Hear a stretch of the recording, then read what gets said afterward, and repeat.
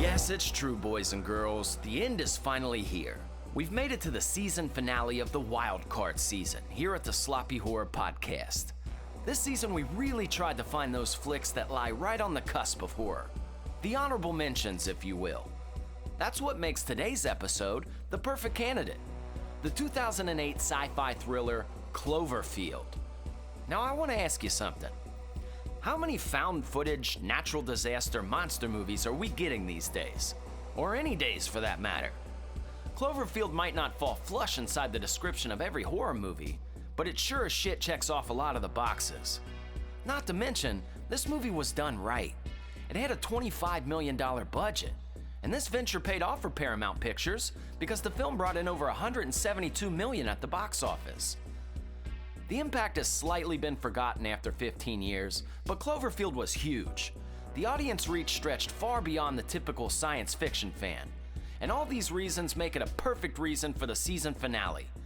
There's lots to unpack with this one, so I hope all of you are ready. Without any further introduction, here is our take on Cloverfield.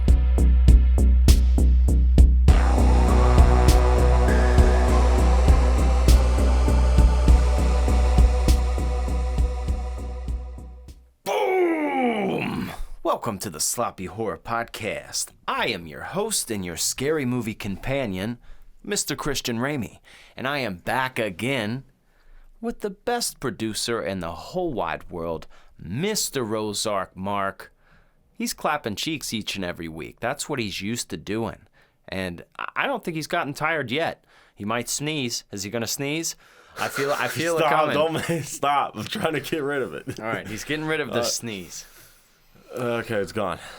It's the grand finale, buddy. Grand finale. Yes, that's right. We're here, back up in it. We're going to hit you so hard it's going to make your water break, if you understand what I'm saying. This is the Sloppy Horror Podcast. This is the season finale episode of the Wildcard season. So, you picked a very interesting one, Christian Ramey, for this season finale of the Wildcard season, of course, here on the Sloppy Horror Podcast, right back in your ass. Why don't you tell us the theme of today's episode for the kids and the boys and the girls and the men out there? What we're doing today is Cloverfield. All right, and you know how this one almost comes out like an old news-timey Cloverfield. That's how it comes to mind when I hear it. Okay, the Cloverfield monster. Mark, I remember when this movie came out. I remember the time frame that we were in. It's really strange going back watching this now because I will say this movie has aged a little bit and it feels new still to me because we were adults when it came out. But that being said, it has to be talked about, all right? There's monsters, they're destroying the city, and I think a lot of people enjoyed this flick. Kind of a found footage ordeal. Yes, found footage, that was the hype back then when this came out. So, of course, you had your, haunted houses, found footage, all the creepy stuff. No one really did, a monster story. Yeah, there was, the Paranormal Activity, but... Yeah, but I think they did a good job with this. It's a nice fun little movie to watch, something to put on. Lots of funny parts in it, lots of interesting action. If you can get past the shaky cam thing. Now, it does get kind of intense sometimes when they're running and doing all that. It's just the camera's going everywhere. But, that's the style, of course. But can give you a headache at some points. But, if you're in and out of it, it's still pretty interesting. I think there was a time frame, in the 90s, the shaky cam worked with the Blair Witch Project because when you went to any kind of youth football game or youth sports game, Mark, or if you went to a class play or something like that, what would you see in the audience? What was every parent fucking holding? A camcorder. That was just the 90s. People had camcorders. And you know what? Your mom wasn't Steven fucking Spielberg. She was horrible. She's zooming in the shit she shouldn't be. So people were used to watching that. And really what I think what it does is it limits the viewer from seeing things. Most movies, we're used to a clean cut or a clean take on things, and when you're watching, you can't really see.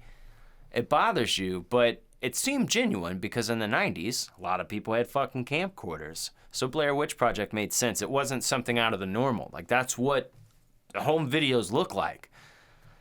Well, around this time, that's right, this is 2008. So this is right around the birth of smartphone eras. This is right when phones were starting to take pictures and take videos again. So this is when things started to become more of a normal. And I think now everybody's watching TikToks or clips from people recording on their phone, and not many people are Steven fucking Spielberg. So I think it's kind of coming back in that regard, that people are used to that view. So it works for me. It definitely works for me. And obviously, a lot of things circle back to 9/11, bro. They really fucking do. And this, I mean, J.J. Abrams even says, person in on this movie, he says, definitely was a metaphor for 9/11. People, attacking the city. You had buildings falling down with the big dust clouds coming through the streets. There's a lot of things going back that look very reminiscent to a lot of the footage that you would find from 9/11. And that's one of the very interesting parts about that is there was a lot of people who experienced that, so there was a lot of people recording. And there was just panic and terror in the streets because fucking buildings are coming down, dog. And it's not a big shock that, 6-7 years later, you have a movie where you see these things. Because that's a fear. That's something that these people literally just went through. Like, that's not make-believe. That, actually happened. Not the monster end of it, but J.J. Abrams kind of said, he wanted a monster that he could see versus, a fucking coward or a terrorist. Sure. So, yeah, it's a lot of fun. I know a lot of people are probably familiar with this, but I guess we should probably give them a little synopsis here. Well, not probably, you should, because that's what we do every time. Yeah, I guess. We have to talk about what we're talking about, or else people won't know what we're talking about when we're talking about it. What are you even talking about? What are you talking? So looky. Before we get into all this, folks, as you've noticed, each and every week you listen to our show and there are no advertisements, and that's by choice. We don't care if you groom your pubes or drink energy drinks or go to wellness centers. But what we do care about is you check out our Patreon, okay? It's very affordable, and there's a lot of bonus content on there. I mean, it's a whole other show with hour-long episodes. We try to get one up every week if possible, but I don't know how many episodes are on there now if you're not a member, but it would take you a long time to catch up. So it's like 40 or something. There you go. There's a lot of there's a lot of ha-has and hoo-hoos and hee-hees and all kinds of great, interesting stuff. There's a lot of jelly in them donuts. So that's how we keep the lights on here at the show. And, currently, I mean, I don't think we've gotten above 10 Patreons yet. So we challenge you folks, all right? What the fuck? Why not? Because I guess you and I are pieces of shit, Mark. Maybe we'll include this in our notes, okay? We're going out together, brother. No, I'm just kidding. We're not doing that. But we would love if you went and supported the show. Patreon.com/sloppyhorror. Now. Oh, you know what else I was going to tell you folks, too? I'm going to give a little plug. Fredhead's documentary. A lot of my TikTok followers know that I gave a nice little review on this. They debuted this here in Cincinnati at Horror Hound. They finally just premiered it. You're able to buy it online. So check out the Fredhead's documentary if you guys haven't heard about that. Obviously all about Freddy Krueger. And it's Sloppy Horror approved. It is. For you. So if we say it, it must be good. Which it is. Must be true. Must be true here. Now. What were we talking about? The Cloverfield. Oh, yeah, Cloverfield. Cloverfield. Cloverfield. Tell me what happened in Cloverfield and why is there a clover in the field? So here's the thing. Yeah. There's these guys. They're down there off 42nd Street, okay? I know these guys. And they're looking for this fucking broad. No, that's not what happened. Kind of what happened. That's pretty much is what happened. Okay. That's the whole story, but okay. What's happening here is we have a group of friends all getting together in Manhattan. They all live in Manhattan, but they're attending a party for their friend Rob. Rob is a successful young businessman, and he has landed a dream job. And now Rob gets to move to Japan, and that's where he gets to work. So before he goes to Japan, they're throwing him a nice little party. And during this party, a giant monster attacks Manhattan. And it's the Cloverfield monster. And if you haven't seen it, what's interesting is it almost looks like a large insect, kind of like an insecty, alien thing. But what happens is all these little creatures fall off of it. And they're like these little fucking spider bug things. I don't know. They're scary. They make fun noises. They attack people. Definitely kind of creepy and cool. So, throughout this movie, these people are trying to escape. The military starts to attack the island. Isn't great for a lot of people. But all of this is presented as if it was, found footage from a video camera used that night for Rob's little party. And then they found it afterwards. Of course. So that's a good little premise there. Mm-hmm. Natural disasters always work, and it's always New York. They always pick New York. It's a target. If you lived in New York, you could literally have 2 whole days of just watching natural disaster movies that happen in your city. Everything from Godzilla, Day After Tomorrow. You know what I mean? If I had to base a place I was living off of movies, I would not pick New York. I'd pick somewhere else. Pretty much anywhere but New York. But I like New York, but yeah, you're in a movie stance. I don't right. like New York. That's where Godzilla's coming. Yep, that's where they all come from. I do like the found footage. I do like the premise, and they made it seem pretty believable that this was an actual event. These people seemed real. They had usual drama that groups of friends have. Okay, main character, what's his name? Rob. Okay, Rob's about to leave, like you said, but there's a girl behind who shows up to his party with another dude. That's some bullshit. You're gonna come to my party? First of all, what the fuck is wrong with you? You're my little main squeeze. You're gonna come to my party? Why would you do that? Why would you do that? Anyway, so Sloppy that starts whore. So that starts a little bit of drama, of course. So that makes it believable. And then that's the whole reason why they died, because she gets stuck in her apartment when it all goes down, and then Rob feels like, I gotta go save her because I love her. I find this girl with a piece of rebar through her fucking torso. Oh, God. Yeah. I don't know. We'll talk about that later. But, but what makes the movie to me is who they made the camera guy in this movie. It's T.J. Miller. It's T.J. Miller. I think his name is in the movie Hutch. HUD. Short for Hudson. Yeah. He makes the movie to me.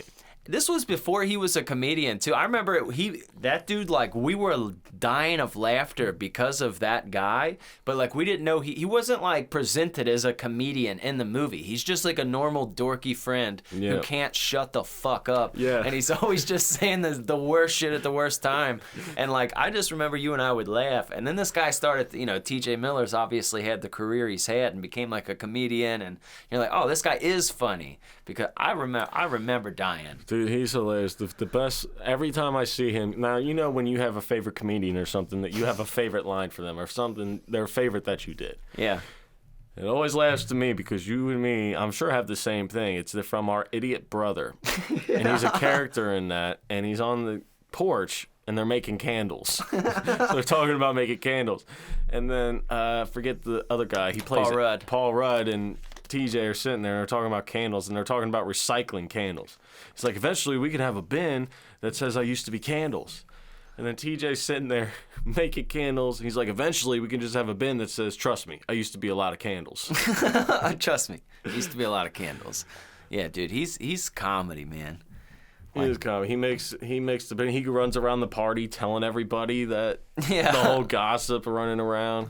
Oh, and he does. He is and he does say the worst things at the worst times in very stressful situations, but that's a very normal thing. People do that. They try to laugh, the witness trauma, and he does that. So it makes them a little bit more believable in this found footage movie. It makes them seem like these are real, legit people. They seem like real people to me. They don't seem like actors, even though I know it's T.J. Miller behind that camera. I still think of him as HUD. It's real people to me. Yeah, I like what happens when these little spider creatures that come off of the monster bite you. What happens is that people end up exploding. One of their friends gets bit. That was interesting, yeah. I think the girl in the group, Miranda, who HUD is trying to get with, which she does horribly, which is hilarious. She was friend-zoning the fuck out of him. Yeah, but, she gets bit, and she starts feeling sick. Serves her right. And then, they finally get to eventually through their journey, they eventually find where the military base is at in the city, where they all are. And then, she's like, I don't feel so good. And then the military sees her like, we got a bite. And they all freak out and take her away. And then she just explodes behind a curtain.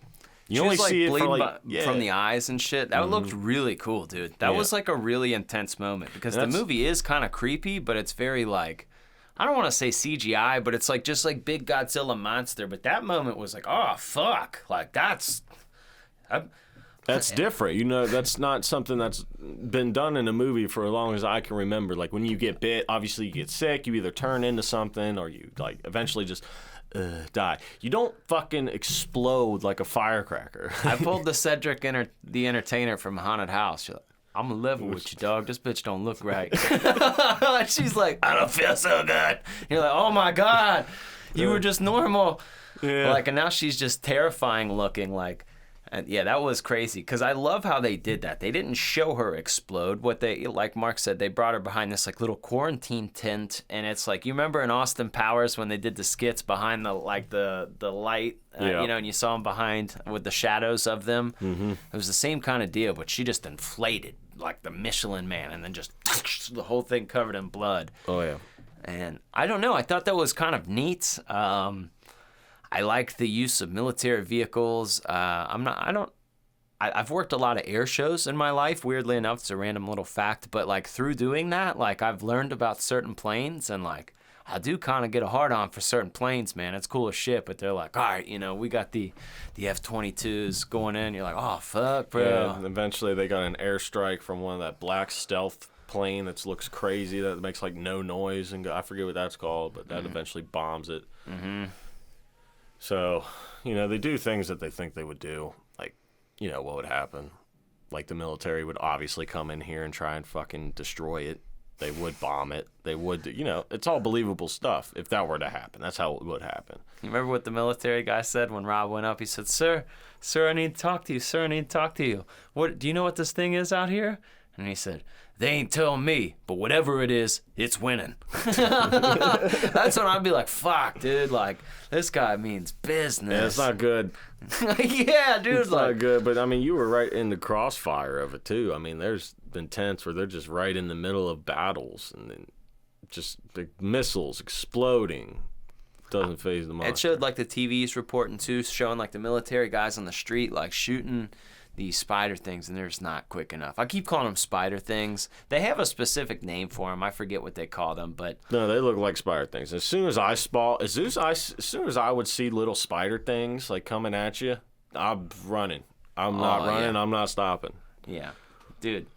And it's funny the noise they make too. Like sometimes my little chihuahua gets like that. If you play tug of war with him, he makes like this, like these weird fucking noises. It's very funny, but like when he makes the noises, I think of the little Cloverfield monsters. Mm-hmm. Like that's what you sound like, man. Like that's where they got it from. They got it from an animal noise. But yeah, that was cool. You get some bomb action going on. You get people attacked by spiders. You get, there's a lot going on. It's like a natural disaster movie and a monster movie all wrapped into one with the found footage. Yeah. It's the trifecta. Another good part is when they finally make it to that girl's apartment who they've been searching for. Her building has, of course, been shot or fucked with, so now it's leaning on another building. Like the Leaning Tower of Pisa on another. Yeah. Like, so, of course, HUD's like, well, maybe if we went up to the other building and walk across, we could get down to the other one. And then they both look at him like, that's a good idea. He's like, no, I didn't say that. No, I didn't say that. No. Yeah, dude, that's fucked. That was an intense part of climbing that building because it was very eerie and creepy because you hear the fire alarms going off and they're trying to get up. Of course, they can't take the elevator, so they're walking up like 90 flights of stairs or however many floors there is. There's like 50 floors in this building.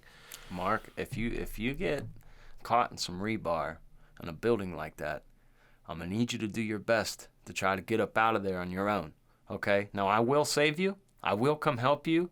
But come on, dog. Like, if I didn't and I snapped you a picture from the ground, like, look, dude, what do you want me to do? Yeah, so then eventually they get across the building, and then they find the girl, and she has a piece of rebar right through her torso, and she's like, you came back for me and shit. So then, whatever. Like, bitch, you should be dead. Like, you have a rebar through your torso, pretty much where her heart was, I'm pretty sure. It might have been on the other side, but it at least hit a lung. Or something. It ain't like, right. No, something ain't good in there. I'm not a chemistry, biology, whatever, anatomy person, but there's at least an artery, there's lungs, there's hearts, there's a lot of vital organs right here in the chest area, and it's on the right side. So, anyway. So they pull her off, and of course, she can climb downstairs and run and do all that shit and make it out. With the fucking gaping hole on both sides. Also trying to scale a crooked-ass building to no, get the fuck out of here. But it was interesting. It had to be something. They had to make finding her intense. Would you save me if I was in that other building? Yeah. I think you would try to call me. You'd be like, hey, what's up? If you could just get to this other building, I got you. I would save you. I would come up there. Just so I could pull you off a rebar. Yeah, that would be a little... I wouldn't... Nah, you know me, I wouldn't hesitate. I'd be like, okay. All right, dude. You're gonna... I want you to breathe in. I want you, as soon as you exhale, we're going to boost you the fuck out of here. I'll pull your ass out. You'd rip the Band-Aid off quick. I would try to make you laugh. I would be like, this isn't good, dude. No, I wouldn't hesitate to be like, hey, are you okay? Okay, I would pull you off, and I wouldn't even tell you that I'd pull you, just so you'd be like... What the fuck? And then your adrenaline would pump up, and I'd be like, all right, you're walking the rest of the way. Like, I'm not getting it, but I would get you. I can imagine you being there and, like, me, like, and you just saying, stop making me fucking laugh right now, dude.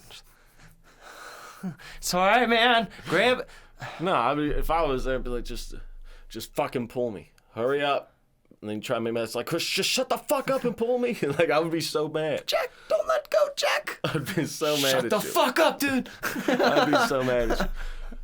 I would have said. Now, I might not have gone through a war zone to get you, but now if I would have, dude. Now here's the thing. Like, let's say I got your voicemail, and you're like, I need help and all this, I'd call you back, and if it's ringing, and you pick up, then I'd come get you. Like, fuck, you're still alive. All right.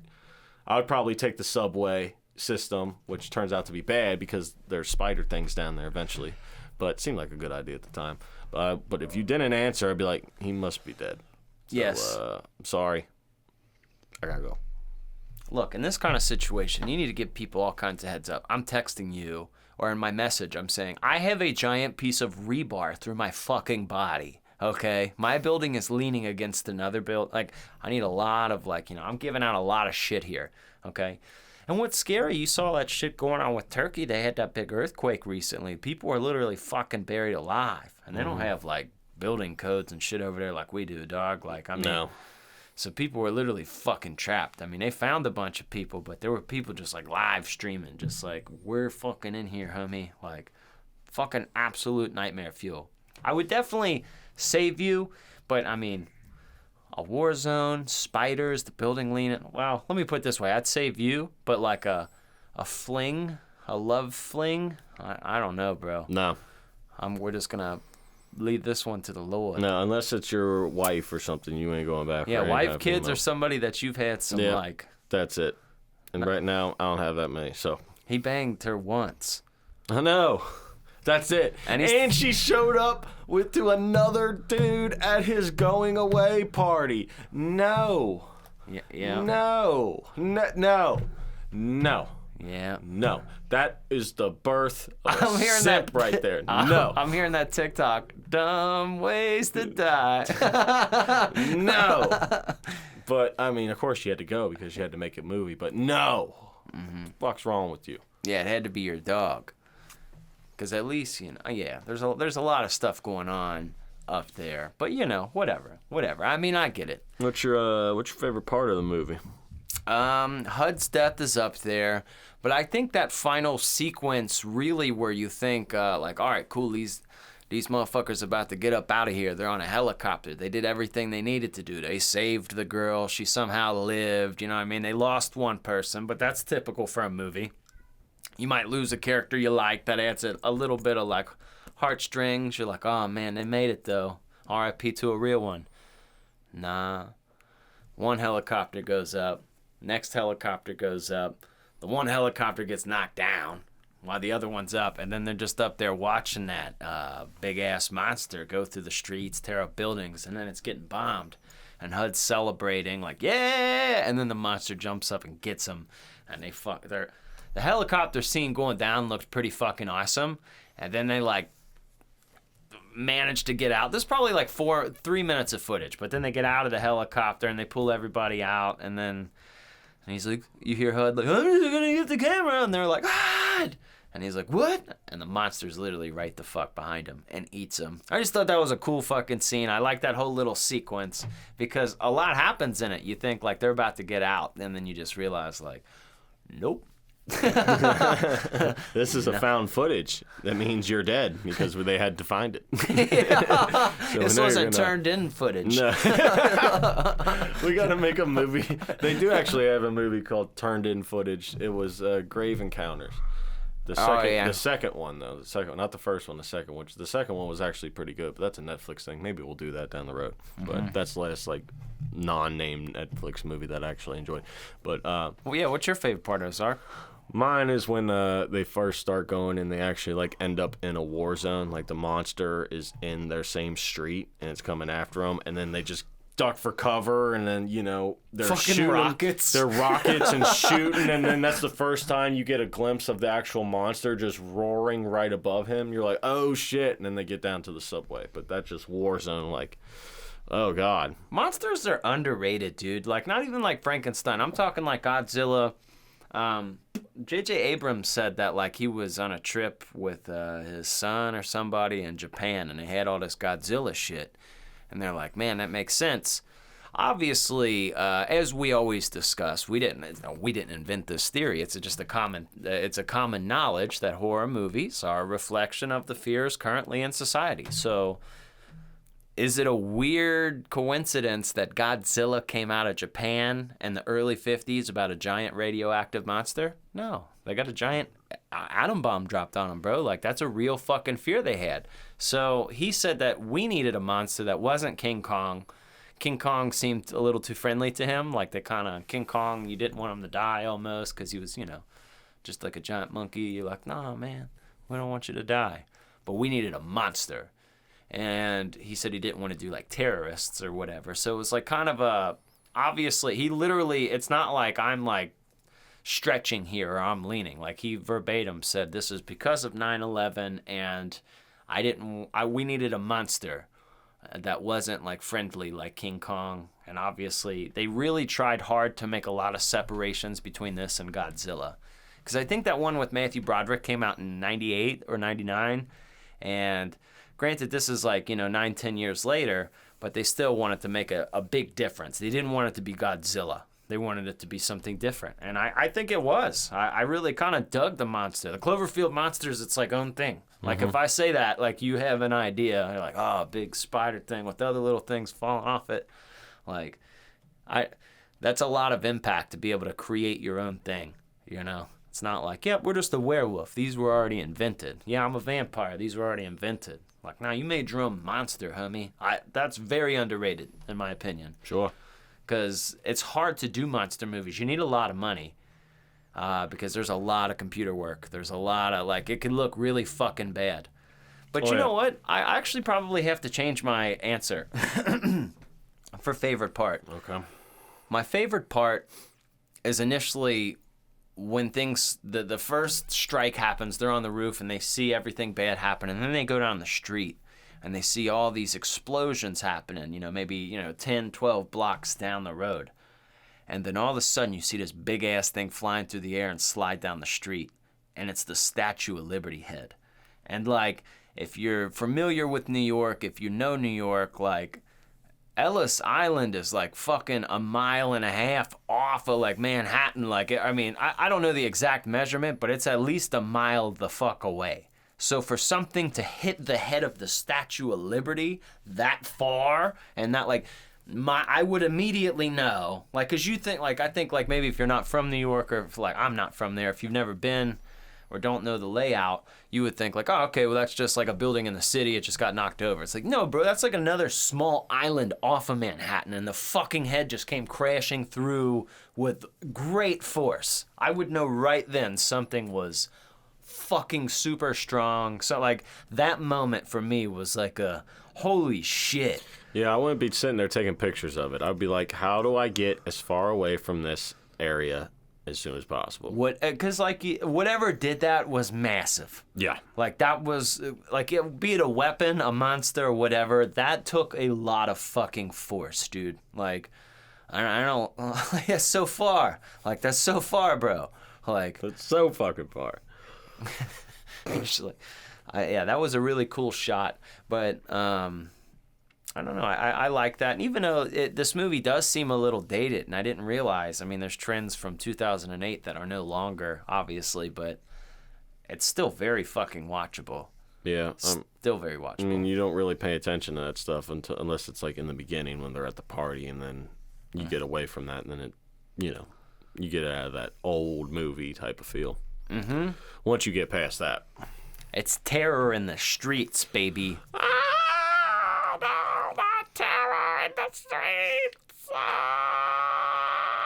Oh, shit, are them baby spiders? People were, like, looting stores and shit. Like, hey, Rob, it's time to get out of the store now. We gotta leave the store now. Yeah, he was so funny, man. Yes. Well, let's take a little time, a little break from our usual thing and send it over to the boys here to tell us a little things we want to know about this movie.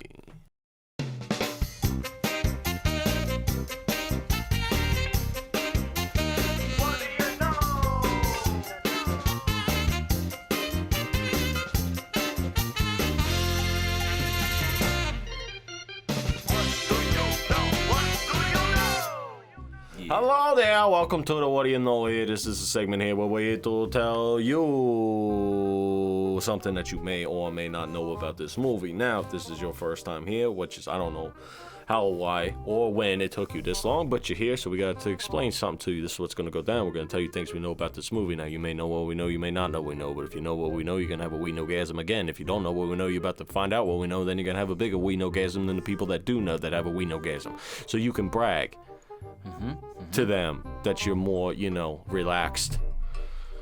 Everybody needs a good we-know-gasm every once and again, and we're about to give it to you. So why don't you tell me something that you may or may not know about this movie, Cloverfield, 2008.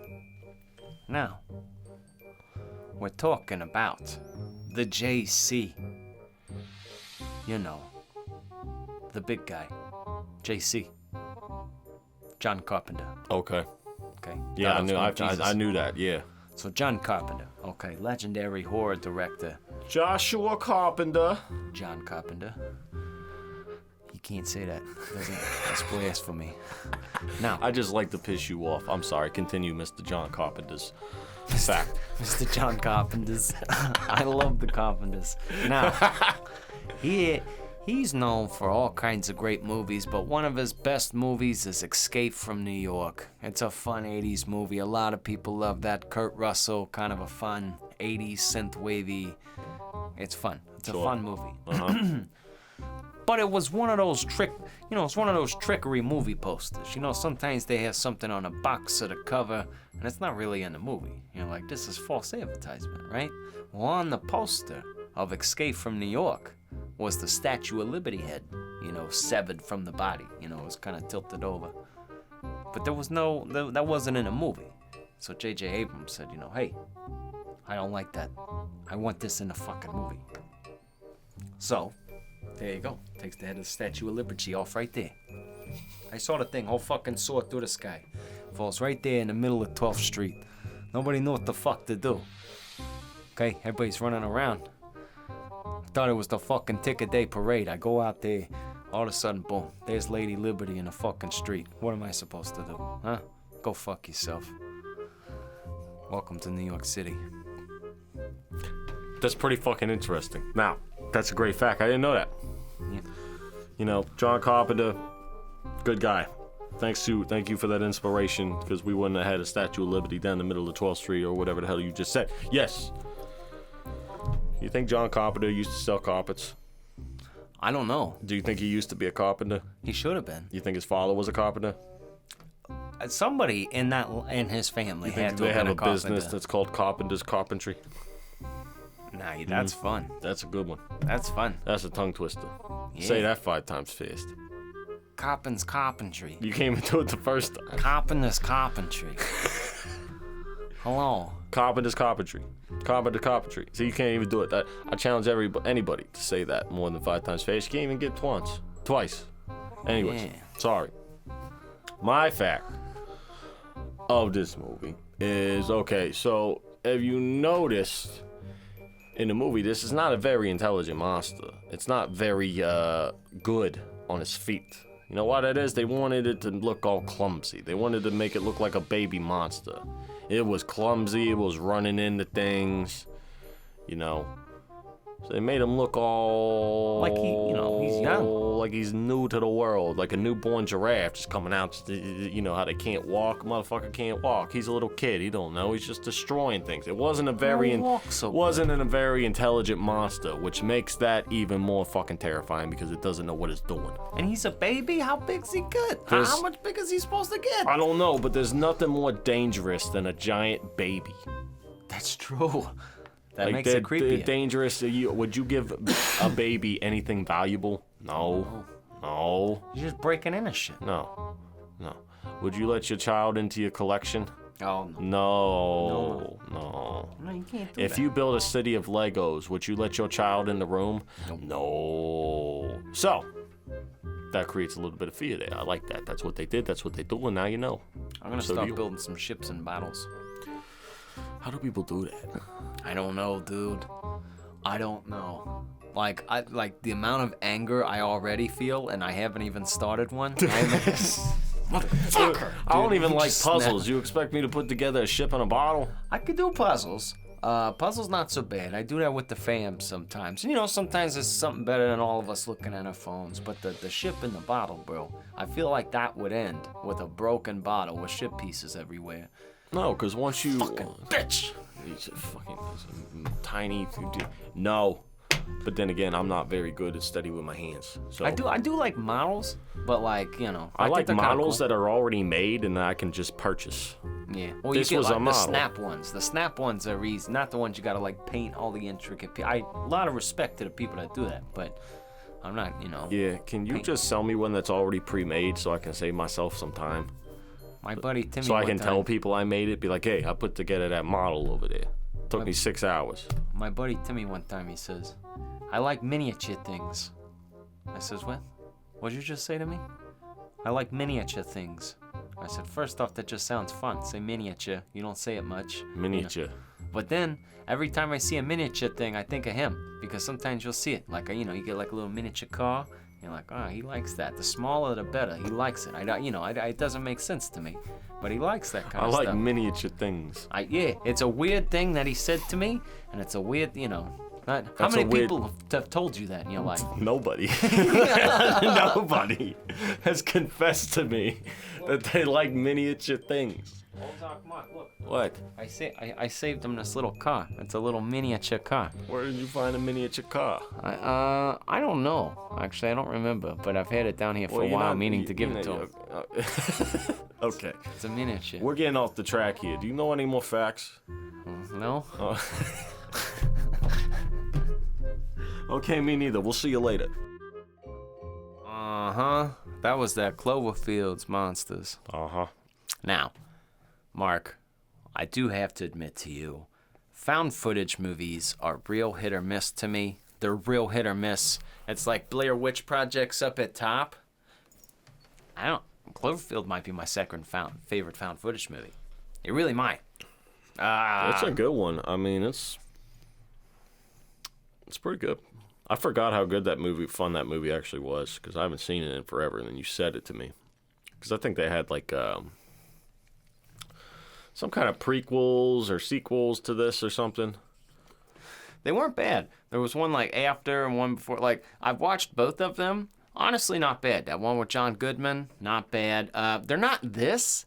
It does kind of have that Blair Witch Project thing where the Book of Shadows, which isn't a bad movie, but it's not like a found footage movie. It's like a different movie. You know what I'm saying? Like, so for me, I don't hate it. It's just completely something different. And this definitely shook things up. There was a lot of buzz around this movie. Like, I remember pausing scenes, trying to see the monster in between the buildings. There was this dude we used to hang out with, and I remember his sister used to be nuts, like, when this came out. She told me all the little facts. Now, there's different versions of this movie and the ending. You know how at the ending, Mark, how, like, when the footage cuts and it goes to them at Coney Island and it shows them on the Ferris wheel, and she's like, I had a good day. Well, what happens is it pans out to the water. And if you look in the water in the distance, you see, like, a thing fall from the sky and fall into the water. And apparently the theory is whatever that was either awoke the monster or it was the monster or, whatever the fuck it was. But I didn't see it in that version I just watched today. And I'm very curious.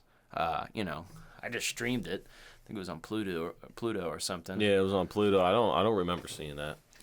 That would make sense that it would be there, yeah. But it 100% was in there. And I don't know why they took it out, took that part out, So, but very interesting kind of little part. But there's a lot of fan theories behind this. And if we're really thinking about it, something fucking massive could live in the ocean, bro. Like, I mean, they talked about it while he was in the tunnel. Like, something could just be sleeping down there. Dude, that shit's the kind of shit that can keep you up at night, dude. Ocean monsters, like... What would you be more terrified of, alien invasion or a bottom-of-the-sea giant monster? Am I on land? Yeah. Okay. Well, I didn't know if I was, like, on a big, like, cruise ship or something. No, or, that's like, anything is scary on a ship. Yeah. I'm going to go with ocean monster because he's always been here. Like an alien, if they got here, that means they're smarter than us already. Like, if they're already here, they're already more advanced than us. Yeah, it's like that alone's freaky. Yeah, the monster is going to get bombed, so you have time to get away. Mm-hmm. At least you have a chance to get away. And it's probably a mammal, or it breathes air, or something. Like, we know something about it. Like, we can see an alien. You don't even know, bro. They got shit we don't even know about. They got here. They got different propulsion systems. They were able to get here. They got different what? Propulsion systems. Propulsion. Yeah, so for example, like there was like some of the UFO people that got like tracked. They saw or interviewed some of these military guys that aren't like goofy, quacky guys. Like people that have a lot of shit to lose by saying like I saw a UFO, and there's like video footage. What we use as a propulsion system is we ignite something in an engine and it pushes behind us and we go forward, right? That's the principle of it. The way their shit went, like their ship was like, and like they were able, like almost like it was magnetic, or they found a different way to move. Like their propulsion system is like completely different than ours. And for someone to make it here, they're not using rockets. Like they you know what I mean? Like they have beamed here. They've used something that we don't get. And no, like dude, that freaks me out. There's light years fucking away, dude. You can't get there. All we know how to do is push oxygen. Yeah, that's like, it. We know how to on a big ass rocket, dude. We just know how to push oxygen. These motherfuckers know how to travel where there's not oxygen. Yes. No, it's like nah. Yeah. Yeah, so I agree with you that I would much rather have a giant sea monster. Which also pretty terrifying, but I do trust in the military that they would like kind of have a field day. Especially it would suck because there's a lot of people in Manhattan, but once they're like, all right, yeah, we're just blowing up the whole island, it's like, you know goddamn well you would bomb people. Like think about bombers. Like that stealth bomber, how often do you think he's bombing? A month? Maybe none. I would say none. None, right? Maybe once. And then they just wake this dude up like, hey, there's a big monster in the city, and you're going to have to bomb the fuck out of him. You don't say. Like, they would go Top Gun, bro. Like, I want a different Cloverfield movie. I want it from the jet pilots. I want the, and then you'd have some cool videos of like the monster destroying them. I want Maverick to fight the giant monster. I want Tom Cruise on the Cloverfield monster. He's riding them, Dude just fucking bobbing in between planes, bombing them.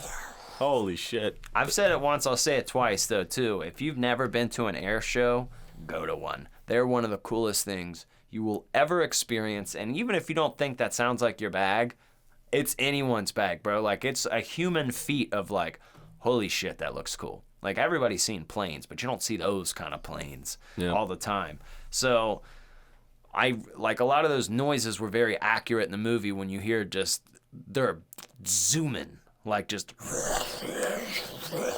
tearing the earth up. And when they're on top of that building trying to get his little love, Beth, and those fucking jets just zoom past them, dude, that would rock your core.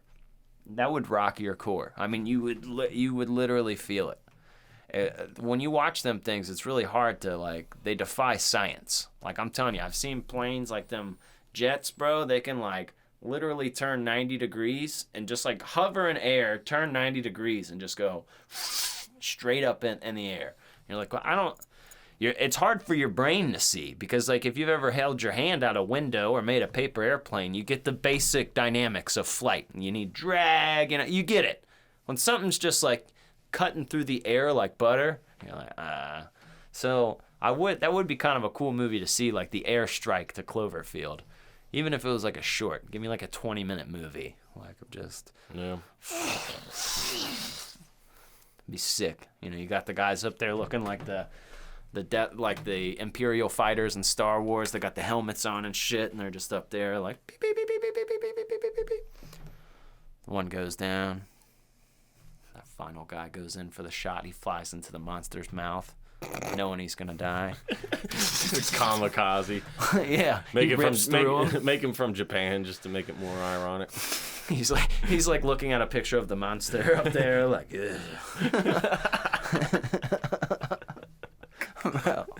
All right. Well, hitting the button, going through the portal, rate the movie. Sloppy horror rating, baby, yeah! Howdy-baloo. Howdy do. What's up with you? What's up with us is we're here to rate this movie on a horror movie scale, not a movie in general. This is the Sloppy Horror Podcast rating, now that we got that out of the way.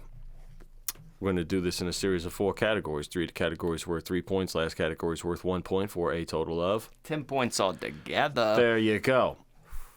Basic instructions, because you've been here many times. You don't need to hear the whole spiel. So, let's get into the first category here in the Sloppy Horror Podcast rating, and that is casting. Look, Mark. I'm telling you right now about casting. When you're dealing with found footage, there's a different kind of actor that you need. As you said, you need to be believable.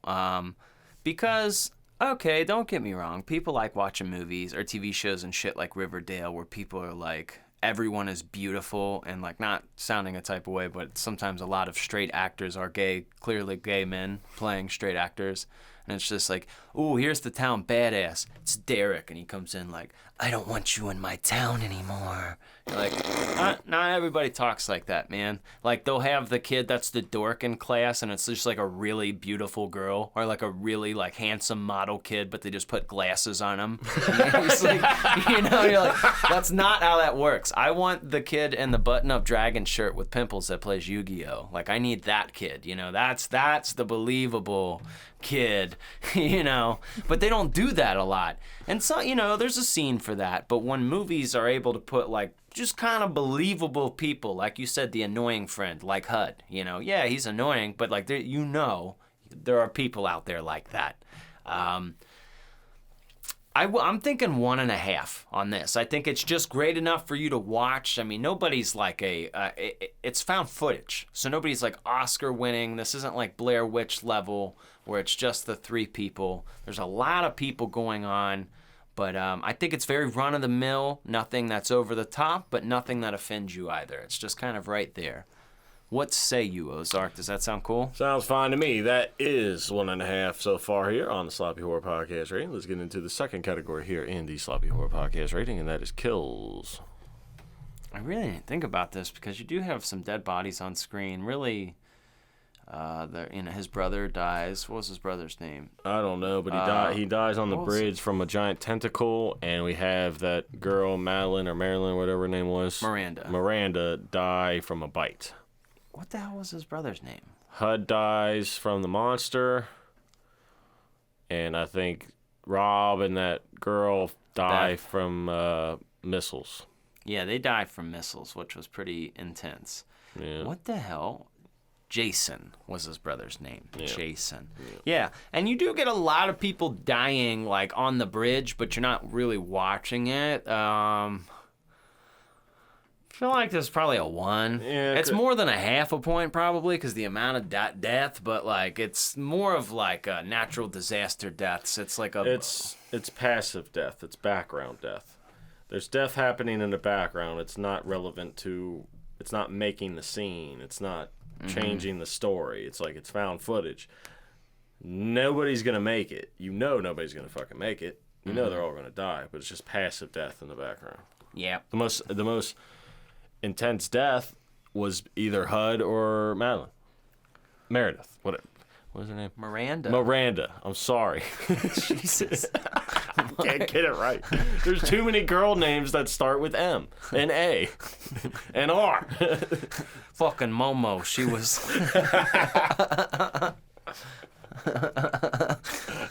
So, yeah. I agree with you there. So that is 2.5 out of 10 so far here on the Sloppy Horror Podcast rating. Let's get into the third final 3-point category here on the Sloppy Horror Podcast rating, and that is fear. It's feeling half a point-ish for this. It's not really scary. No. It's more of like, I'm not saying it's beautiful to watch, but it's not real. And like, for anybody that is a fan of the natural disaster movies, there's an alley for that. People kind of like to watch the world in, so to speak, because it's such a powerful thing. Like, it's such a, like, if you live in a city or if you, like, whatever, these buildings stand. And, like, most of these buildings have been here before you, and they'll probably be here after you, you know?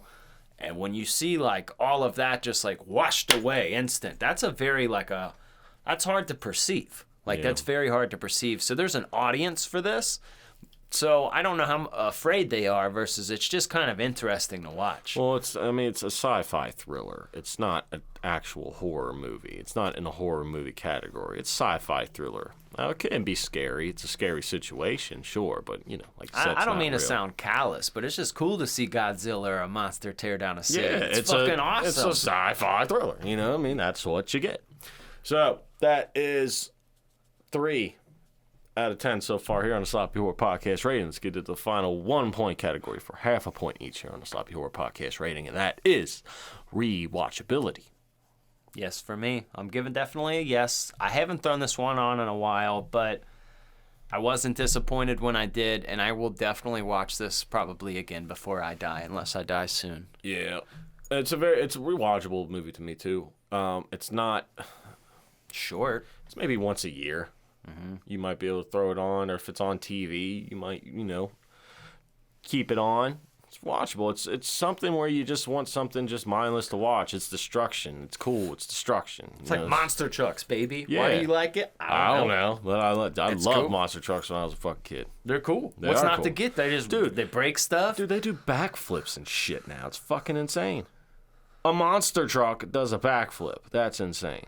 I remember I went when I was a kid. When I did was a kid, they just crushed cars, and that was enough. Yeah. I remember this kid and his dad took me to monster trucks when I was little, and the kid fell asleep at the monster truck show. How? I don't know. You have to. Yeah, our last monster truck show I had with when I was a kid, I had to have earplugs in. I'll never forget that. I mean, I was probably 6 years old, dude. I'll never forget the kid fell asleep, and I'm just like, there's trucks, and they're giant, and they're monsters. And they always had cool names like Gravedigger. Gravedigger was the best. Yeah. Oh, yeah. Bigfoot, of course, was the face. But, yeah, who doesn't like that? I always want to see something like that. You know, yeah. It's just there's a fun part of destruction that's going on, you know. It's like, hey, everybody loves to see shit break. Okay. you want to see me throw a bowling ball through this TV? Kinda.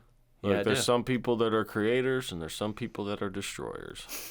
That's true. You're either one or the other. That's true, man. I am a destroyer. So far, I'm so much a destroyer. I am not a creator. You know I'm where a Mark destroyer. steps out is in the movies when they destroy beautiful cars. Mark's like, Okay, now, yeah. See, that's when you're going a little bit too far. Now, don't destroy the beautiful car. well, they like a lot of those. They'll make like kit cars, you know, so they can destroy them. Yeah. That would be kind of cool though if you could do that. And they're just like, hey, this looks like a GTO, but we need you to fucking demolish it. And you're like, all right. I guess. Stunt guys' lives are crazy. I'm telling you, guys ever get bored, read Kane Hodder's book, man. He just gives you a little taste of what some of the stuff that those people do. And you're like, fucking A, man. Before we go any further, we have to put the final score up on the screen. Oh, and tell the yeah. people. So that is a total of 4 out of 10 for Cloverfield here on the official Sloppy Horror Podcast rating.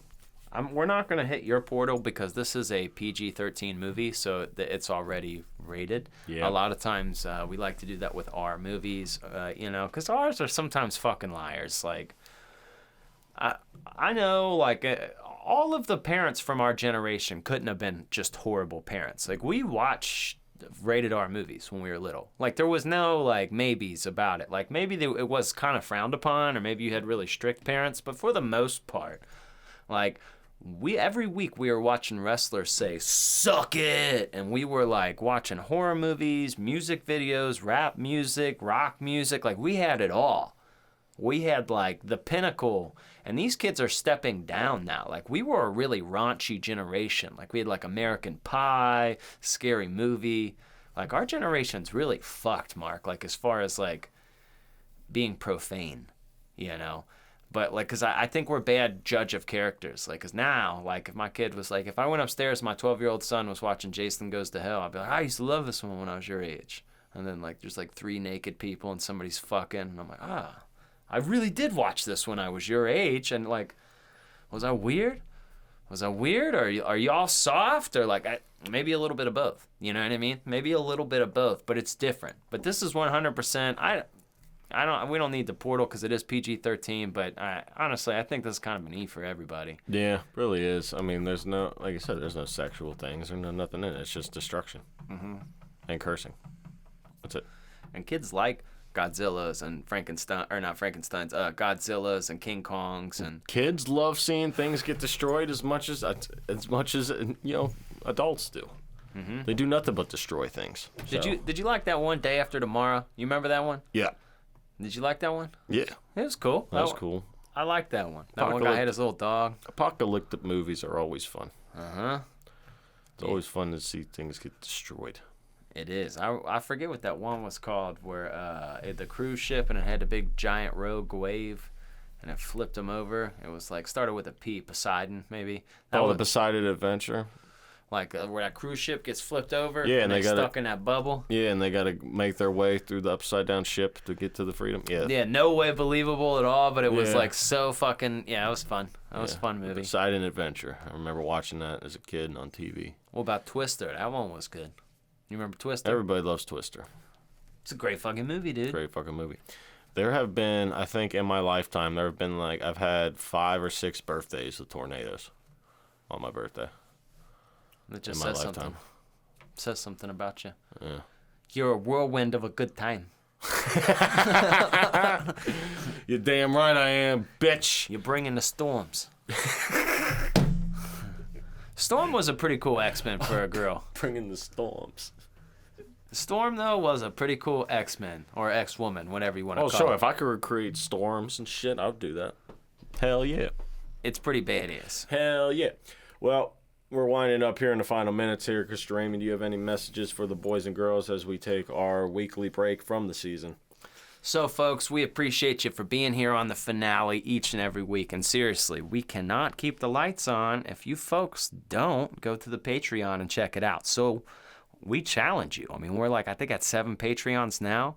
Get us to 10, okay? And then we can stop begging for money on the streets. That's what Mark and I were just doing before this. We were panhandling, okay? Now, we do a little comedy act, so we don't, we We try to make people laugh, make us earn our free beers, but we need you guys and need your help. So check that out. And also, check out that Fredheads documentary, all right? We need to support independent horror and independent horror documentaries. I love documentaries, love horror documentaries, and these guys worked really hard on this. So check out that Fredheads, man. I definitely recommend it. What about you, Ozark? Anything to tell the people?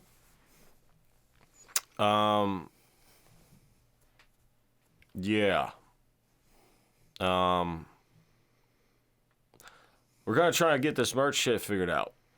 Yep. So, if you want or have been wanting, I know we've tried to do it in the past and we have not been successful. We're just two idiots trying to figure this out. We don't have fucking experience, but we're going to figure it out. And then all of my designs are going to be on a piece of cotton for you to wear. And it will be fucking cool.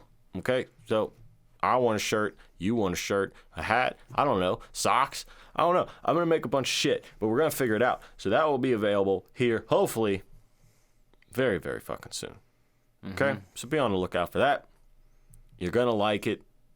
We're going to get that shit all figured out. So We're going to get it squared away. Big things are coming here, and stay tuned for the next season of the Sloppy Horror Podcast, and make sure you're following Sloppy Horror on TikTok, because that's where Christian Ramey is going to announce what the new season is eventually, so you can get excited about that. Yep. And of course, stay up on his videos. He makes great videos. He has a good time on there. So, hey, we're trying to get to 5,000 on YouTube as well. We're at like 4.91. That's my challenge for y'all. If y'all are watching this on YouTube, whatever, and once we have this merch situation squared away, we need to set goals for the Patreon and for the YouTube and whatever, and just have some giveaways. And it's gonna be a lot easier now that we got our shit squared away. Yep. Once we have the proper distributing things in effect. We'll give out like flashlights, give out helmets for slow people, all kinds of stuff. Yes. Sloppy Horror stickers on it, all kind of shit. Yes. We're gonna have a deck of cards with nothing but nude pictures of us. Of our dicks. Yes. In all different angles and all different sizes. In different temperatures. So, we will see you next season on the Sloppy Horror Podcast. This is a dick with a fan blowing on it. Don't be